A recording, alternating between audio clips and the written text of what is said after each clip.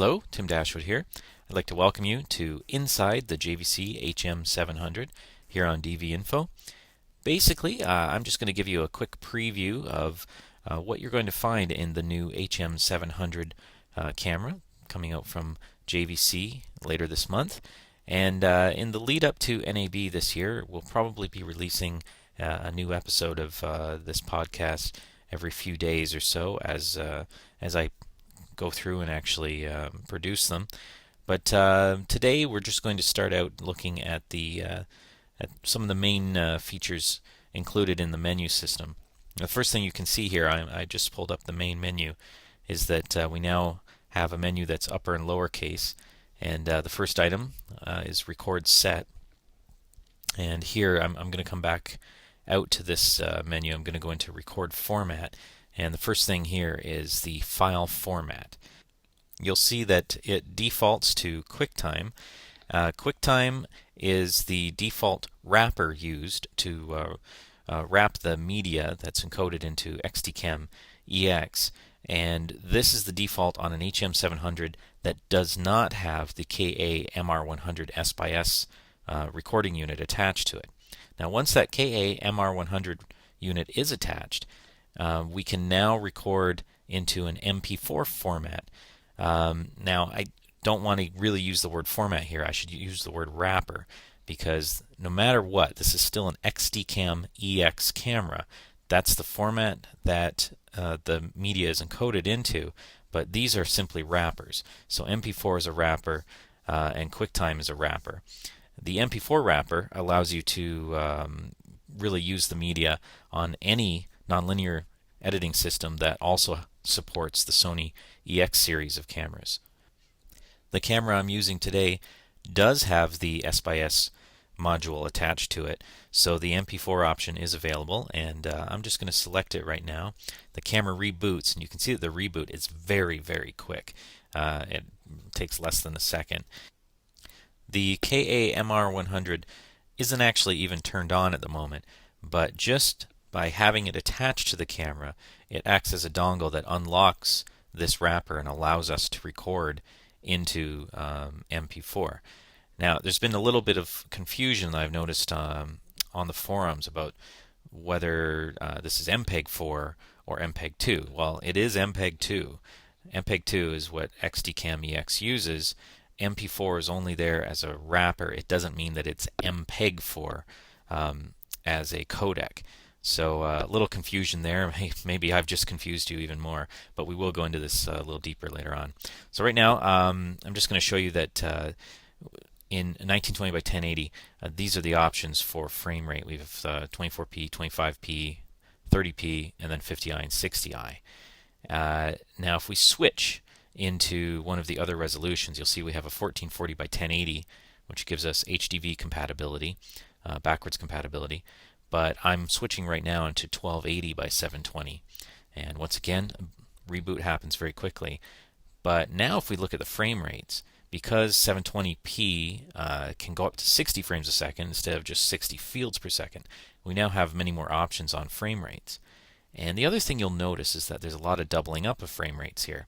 So we have two options for 24p, HQ and SP.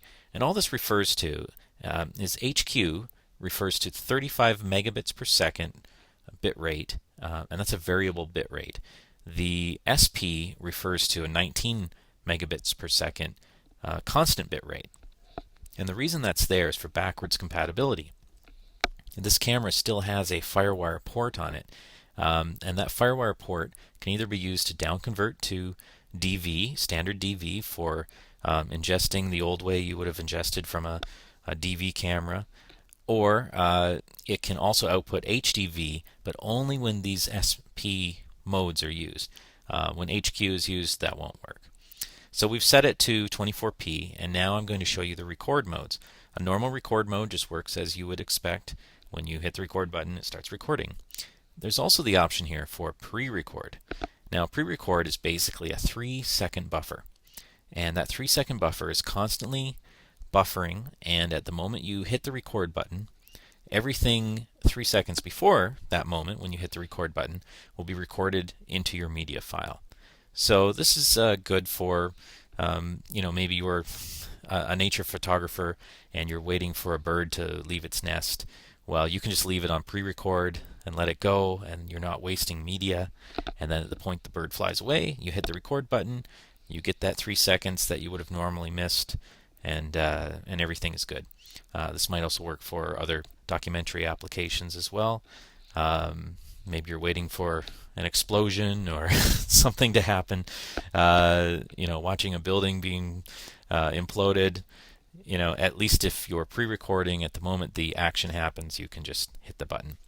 The other option here is clip continuous, and this basically just appends each new clip into one complete file. So you might shoot over the period of a full day, maybe 100 different times you would press the start and stop button. Well, this would just give you one clip at the end of the day. Now here's the option I like the best, which is variable frame rate. And this only works in 720p, 24, 25, or 30. Variable frame rate, and you can see we're in 24p here. Variable frame rate allows you to shoot in slow motion or fast motion. And the concept works exactly the same as if you were shooting with a film camera, a film motion picture camera. The base rate is whatever you've selected in the record format. So I'm using, as you saw there, the 24p base rate, but I can overcrank and shoot and acquire 60 frames per second. But what the camera will do, because my base rate is 24, is the file will always play back at 24 frames a second. And you can see that I can choose from all of these different frame rates. These are the frame rates available if your base rate is 24p or 30p. If your base rate is set for 25p, you'll have different rates. Your max rate will be 50 frames per second, and you'll also have a 12.5 frame per second option. And I believe most of the other frame rates are there. It may skip one or two in there. It may skip the 15, and I'm not sure if the 30 is there. So it's a little more limited in 25p. For the moment, I'm just going to leave this at 60 frames per second, and we'll continue through, and I'll show you some of the other features of the record set menu here. Okay, so clip set. Now, clip set is basically gives you the option to add a 4-digit prefix to all of your file names. You'll see here I've already set it to dash for Dashwood, just so that I know that these clips are my clips as opposed to anyone else's clips that I've downloaded off the internet. But the main way you would probably use this is to name it as cam. I'm just dialing in cam 1, or maybe A, B, and C would work better. So you could, if you had a multi-camera shoot, you could have camera A, camera B, and camera C, and then in post-production, it's very easy. All of your clips are very clearly labeled, and there would be no confusion. So normally you would just hit set. I'm just going to cancel here and go back out. Clip number. The camera will remember the clip number. So this is basically the 4-digit number that comes after the prefix. And just like a digital SLR, it will continue to remember that number right up, I assume, until you get to 9,999, where I'm guessing it's going to reset back to 0.